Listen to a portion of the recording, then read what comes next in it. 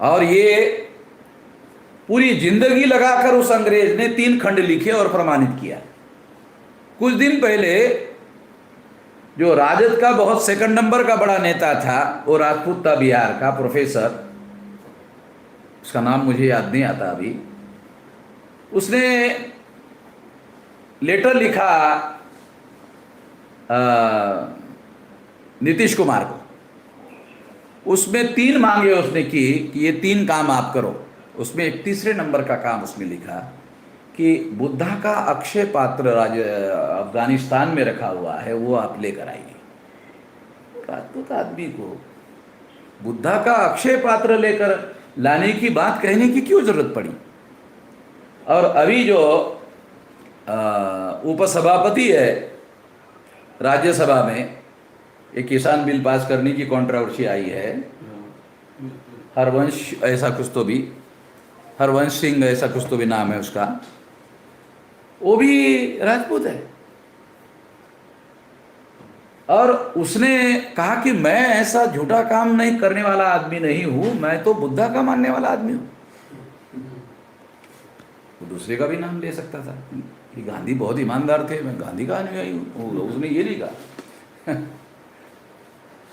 क्योंकि वो एक पेपर का, खबर पेपर का संपादक है, उसको मालूम है कि गांधी तो नंबर 1 का झूठा आदमी है, जानकार विद्वान आदमी है, वो ऐसे ये नहीं है, बहुत सीनियर जर्नलिस्ट है वो, तो उसको मालूम है, उसने गांधी का नाम नहीं लिया। तो ये सारे एग्जाम्पल मैं इसलिए आपको दे रहा हूं, बता रहा हूं, बाद के काल में पुष्यमित्र शुंग के द्वारा बृहदत्त की हत्या करने के बाद में इन लोगों को वर्ण व्यवस्था के शूद्र में धकेल दिया, और तब से हमारे लोगों का विकास के इसमें हम लोग पिछड़ते गए। ये सारी जानकारी होने की वजह से यशवंतराव चव्हाण को, शरद पवार को योजनाबद्ध तरीके से प्रधानमंत्री नहीं बनने दिया। अगर ये प्रधानमंत्री बन जाएंगे तो ये अपने राज्य का मुख्यमंत्री खुद नॉमिनेट करेंगे, तो फिर तो ब्राह्मणों के द्वारा नॉमिनेट करने का अधिकार जो था वो तो ब्राह्मणों का मराठा लोगों पर नियंत्रण प्रस्तावित करने का तकनीक था। अगर देश का प्रधानमंत्री ही मराठा हो जाए तो फिर तो ये नियंत्रण खत्म हो जाएगा। मैं ये एग्जाम्पल इसलिए बता रहा हूं, इसका एक और भी कारण है कि जब यशवंतराव चव्हाण को और शरद पवार को प्रधानमंत्री नहीं बनने दिया तो उसके पीछे का कारण ब्राह्मणों को मालूम था, शूद्र होने की वजह से। शूद्र होने का मतलब यह है कि बैकवर्ड क्लासेस के लोग शूद्र हैं, पिछड़े हैं। तो इस दृष्टि से भी अगर देखा जाए तो मराठा जो है वो बैकवर्ड है, और जो डाटा कलेक्ट किया गया और हाईकोर्ट में रखा गया है वो डाटा भी यही प्रूव करता है, वो डाटा भी यही प्रूव करता है। और महाराष्ट्र के गवर्नमेंट के द्वारा और हाईकोर्ट के द्वारा जिस बात को स्वीकार किया गया है, वो आप में से बहुत सारे लोगों से ये बात छुपाई गई है, वो ये है कि मराठा को socially and educationally backward class घोषित किया गया है। उसके आधार पर हाईकोर्ट ने उनको रिजर्वेशन देने का ऐलान किया। Socially and educationally backward class, ये शब्द कहां से आया? ये 16 नवंबर 92 को सुप्रीम कोर्ट ने जो जजमेंट दिया, उस जजमेंट में ओबीसी के लिए दिया हुआ नया नाम है SEBC, socially and educationally backward class.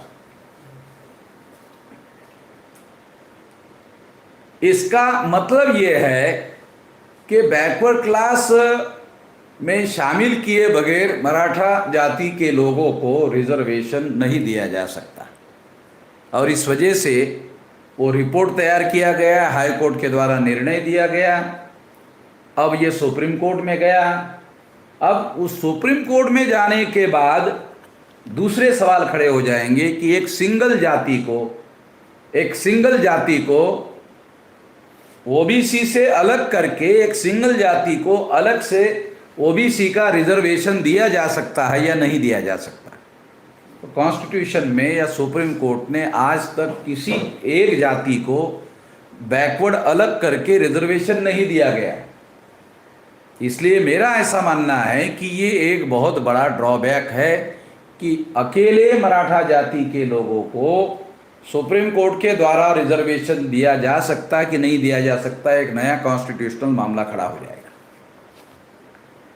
दूसरी एक महत्वपूर्ण बात मैं इस संदर्भ में मैं बताना चाहता हूं, वो ये है कि जस्टिस मिश्रा, जिसने प्रशांत भूषण को ₹1 का दंड कंटेम्प्ट ऑफ कोर्ट में दिया, उसने जाते जाते एक और फैसला दिया कि अभी मंडल कमीशन लागू होकर 25 साल से ज़्यादा समय हो गया है, समीक्षा करने का समय हो गया है, इसकी समीक्षा करनी चाहिए और क्रीमी लेयर हटाना चाहिए और कैटेगराइजेशन लागू करना चाहिए।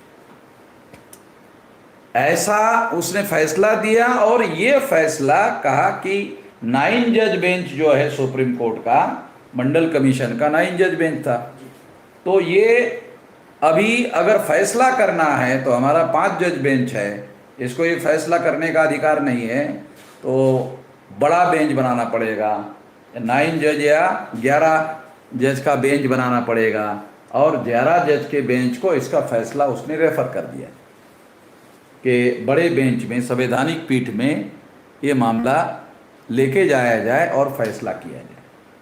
अब कैटेगराइजेशन का फैसला करने से क्या होगा?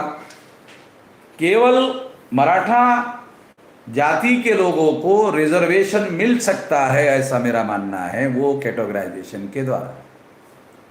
अगर शेड्यूल कास्ट का कैटेगराइजेशन किया जाए तो शेड्यूल कास्ट का ABC, यानी जिन जातियों को आज तक ज़्यादा फायदा हो गया रिजर्वेशन का, तो महाराष्ट्र में हम कह सकते हैं कि महार और चर्मकार लोगों को फायदा हुआ है।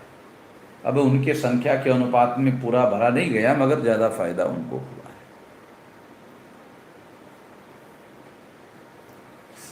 ब्राह्मण लोग इस बात को दूसरे जाति के लोगों को भड़काने के लिए, मातंग जाति के लोगों को या और लोगों को भड़काने के लिए इस्तेमाल कर रहे हैं।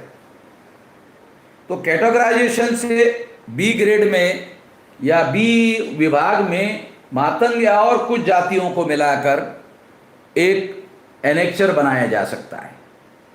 उनकी संख्या गिनती करो, महार और चर्मकार की गिनती करो और मातंग और कुछ और जाति की गिनती करो, और चौथा जिसकी जाति की संख्या लगभग मेरे ख्याल से महाराष्ट्र में 64 या 68 जातियाँ है शेड्यूल कास्ट की। कितनी है?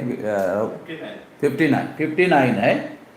तो इसमें कितना भी पढ़ा लिखा आदमी, अभी राहुल जो है वकील है, अगर इसको बोला जाए 59 जाति के नाम बताओ तो बोलेगा महार, चमार, मातंग, वाल्मीकि, फिर उसके बाद कौन सा है, 5वां नाम ही नहीं बता सकता।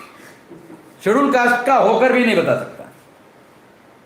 क्यों नहीं बता सकता? उसका कारण है क्योंकि कोई जात एक तहसील में ही है, कुछ हजार में, कोई जात किसी एक जिले में है, कोई जात एक कमिश्नरी में है, सारे महाराष्ट्र में कहीं पर भी नहीं है। जैसे भी आगरी ले लो, आगरी जो है ठाणे, रायगढ़, 2 जिले में, बहुत ज़्यादा एक हाथ तहसील जो है रत्नागिरी की होगी, बहुत ज़्यादा।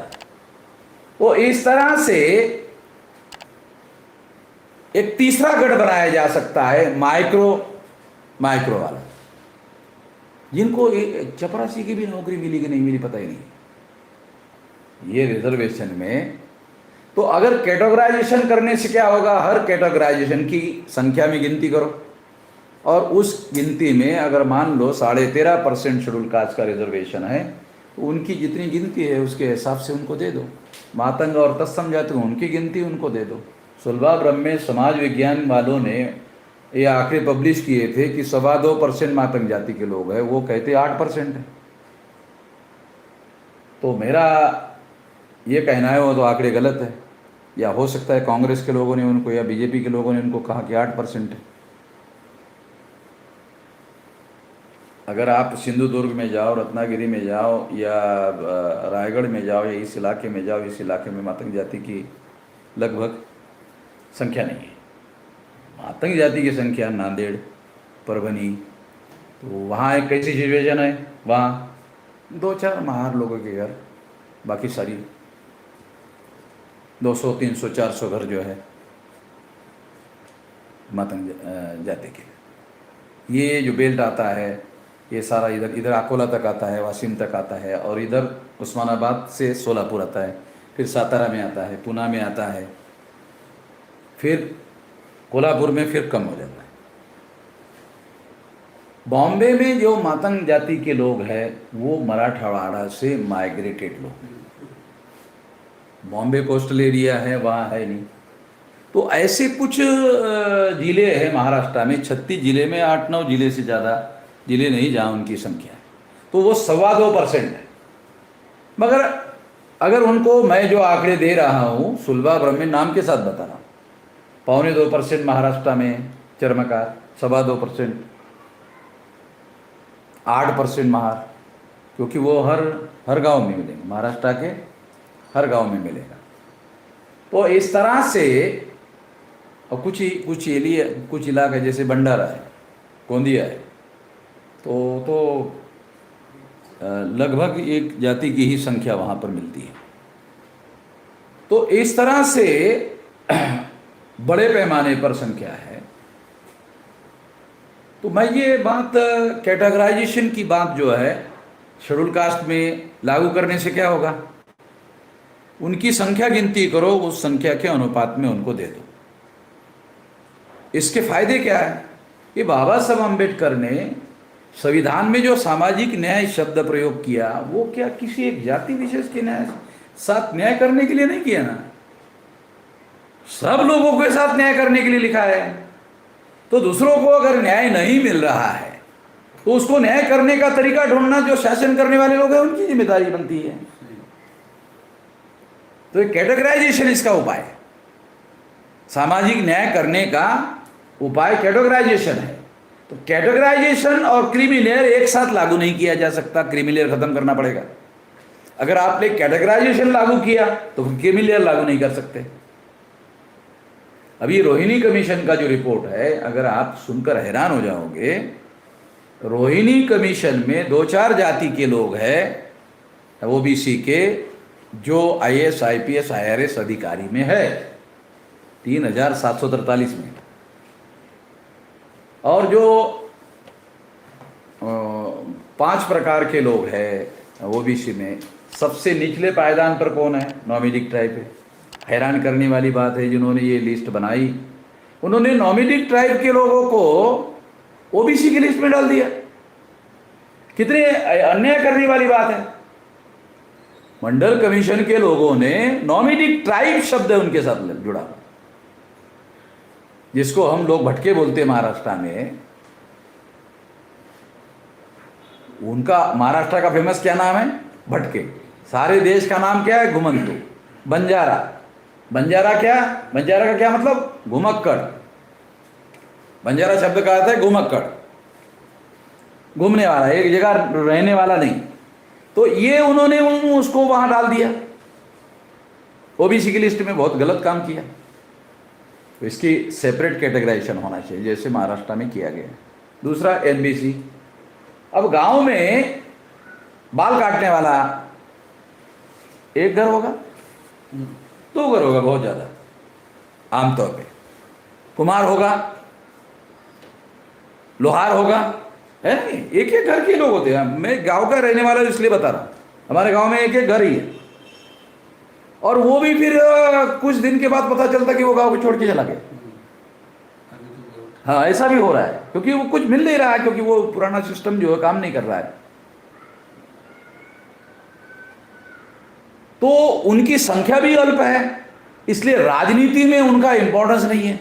वो किसी चुनाव में किसी MLA को हरवाने में या जितवाने में उनका रोल नहीं है।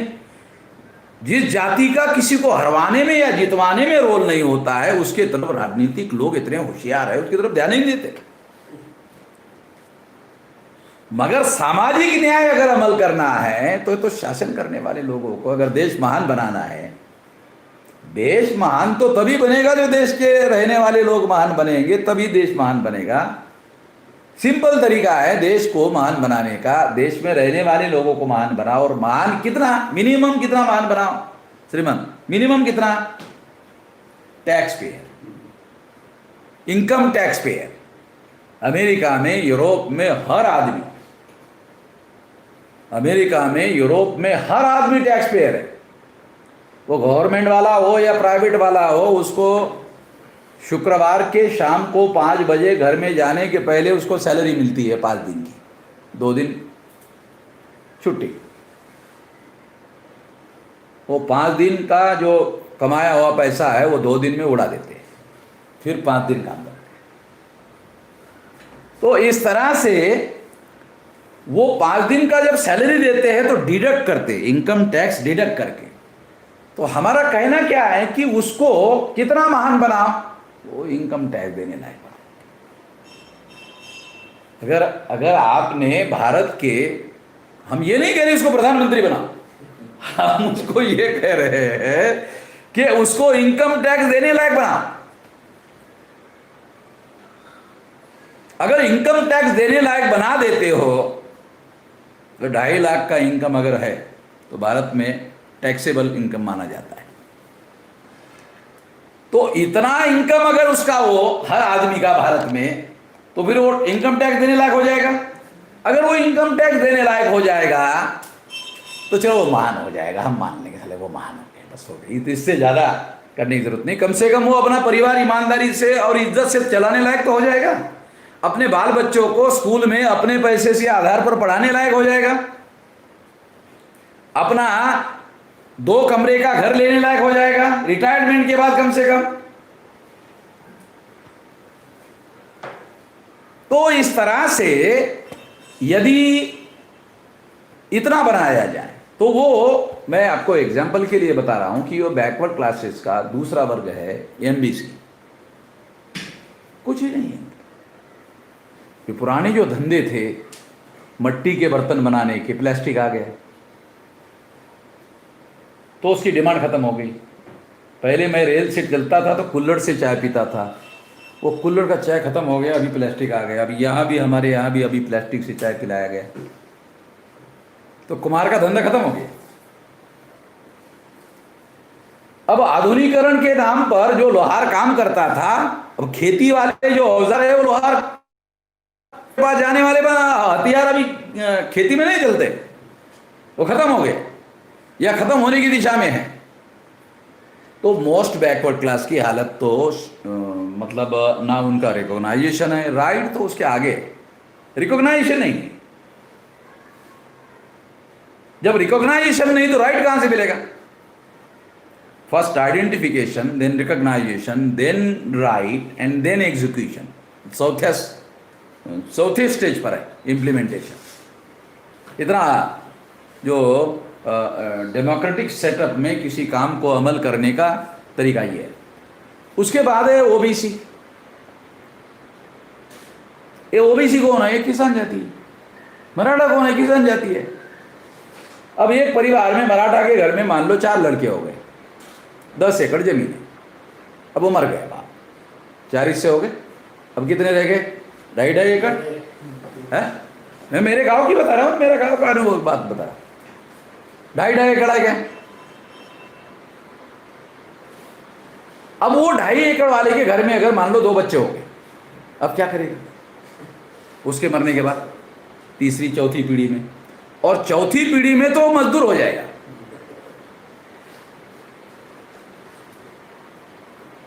तो बॉम्बे में माथाड़ी कामगार नाम का जो शब्द आया, माथाड़ी, अन्ना साहेब पाटिल ने जो माथाड़ी कामगार का संगठन बनाया था, वो क्या है? माथाड़ी का मतलब अपने माथे पर बोझा ढोकर काम करने वाले लोगों से शब्द बना माथाड़ी।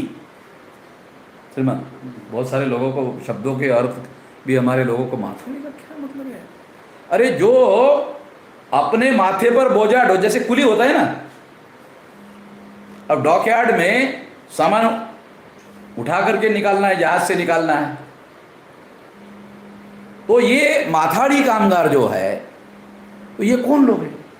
ये वही लोग चौथे पांचवी पीढ़ी के जो लोग हैं, जिनके बाप दादा में थोड़ी जमीन थी, डिवाइड हो गई, खत्म हो गई। क्योंकि छोटी खेती जो है वो फिर करने लायक भी नहीं होती है, आदमी परेशान होकर बेच देता है, या बाप मर गया तो तेरे ही के लिए बेचना पड़ता है, नहीं तो ब्राह्मण नाराज हो जाता है, या उसकी आत्मा असंतुष्ट हो जाती है, इसलिए वो खत्म करना पड़ता है। तो ये तीसरा जो है किसान, मतलब मंडल कमीशन में जो समाजशास्त्र को समझना बहुत जरूरी है। चौथा कौन है? चौथा है SC ST OBC से कन्वर्टेड मुसलमान, ईसाई, सिख, बुद्धिस्ट, जैन, लिंगायत, 6 जाति, 6 धर्म के लोग ये है। इसमें से जो OBC है धर्म परिवर्तित है, ठीक है। तो मंडल कमीशन के 4 कैटेगराइजेशन बनाया जा सकता है, A B C D, और हर एक की संख्या गिनती करो, हर एक की संख्या गिनती करके हर एक को उनकी संख्या के अनुपात में दे दो, तो मराठा को भी मिल जाएगा। और मराठा को अगर मिल गया तो वो दूसरे OBC के ऊपर कैटेगराइजेशन होने से इनजस्टिस भी नहीं होगा, जैसे OBC के लोगों को ऐसा कहा जा रहा है। और OBC और मराठा में झगड़ा लगाने का मामला कैटेगराइजेशन से भी हल हो जाएगा।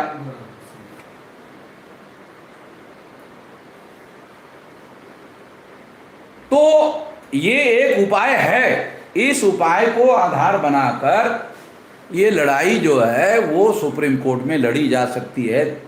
अन्यथा एक जाति को आरक्षण नहीं दिया जा सकता, ऐसा बोल के मराठा का आरक्षण रद्द किया जा सकता है।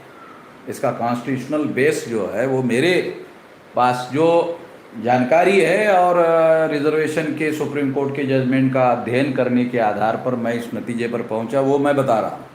इसलिए जो लोग भी सुप्रीम कोर्ट में केस लड़ना चाहते हैं उन लोगों को ये ध्यान रखना होगा।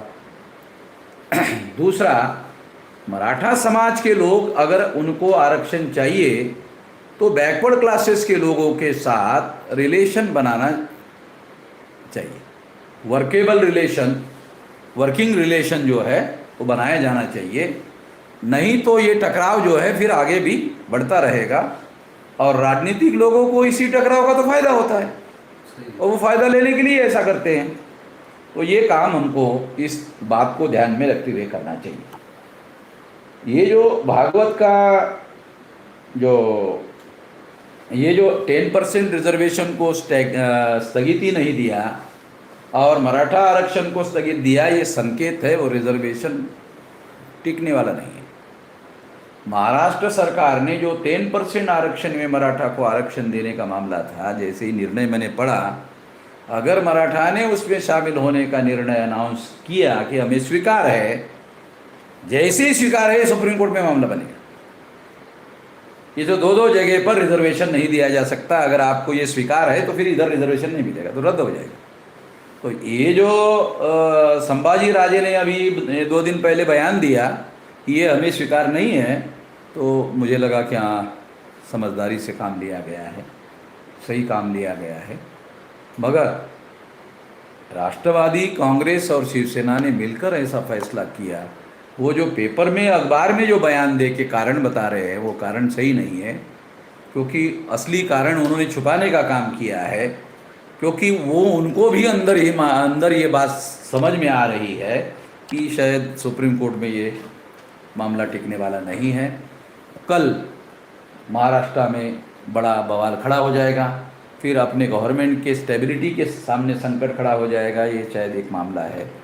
दूसरा, जिन लोगों ने, कांग्रेस के जिन लोगों ने मराठा लोगों को जिस कारण की वजह से आरक्षण नहीं दिया, उससे उनको फ़ायदा हो रहा था कि 10% में अगर मराठा समाज के लोग घुसने के लिए राजी हो गए तो उनका दोनों मकसद पूरा हो जाता है। वो कौन सा, कि हमें अब बैकवर्ड कहने की भी ज़रूरत नहीं रहेगी, अब हम ब्राह्मण के साथ उठेंगे बैठेंगे, और ब्राह्मण के 10 में शामिल हो गए तो ब्राह्मण के बराबर में हो गए। तो ये जो कांग्रेस के अंदर जो मराठा लोग हैं उनको ऐसा लगता है कि इससे हम लोगों की जो कांग्रेस की आइडियोलॉजी है उसके लिए भी अनुकूल होगा, मेरा ऐसा मानना है। तो इन सारी बातों को ध्यान में रखते हुए ये किया गया होगा, ऐसा मुझे लगता है। और उनके लोग वहाँ बैठे हुए हैं, जुडिशरी में उनके लोग हैं, वो उनके हिसाब से फैसले देते हैं। ऐसा आज तक देखा गया है।